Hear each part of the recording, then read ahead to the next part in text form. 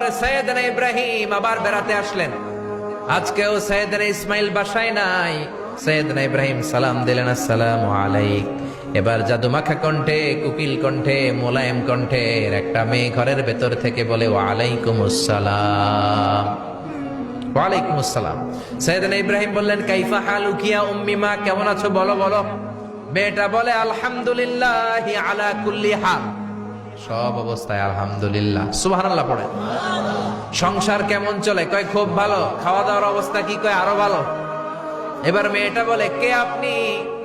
এই মরুভূমির মাঝখানে রৌদ্রের মধ্যে দাঁড়িয়ে দাঁড়িয়ে কথা বলেন, কেউ তো কোনোদিন আমাদের খোঁজ নিতে আসে না, কে আপনি? ঘরে আসেন। সৈয়দনা ইব্রাহিম বলে, না, আমার পরিচয় দিব না, ঘরেও আসবো না। মেয়েটা বলে, আপনি যদি ঘরে না আসেন আমি কিন্তু রাগ করব। সুবহানাল্লাহ কোন। জোর করে ঘরে নিলেন, শরবত খাওয়ালেন, খেজুর খাওয়ালেন, রুটি খাওয়ালেন, মাংস খাওয়ালেন।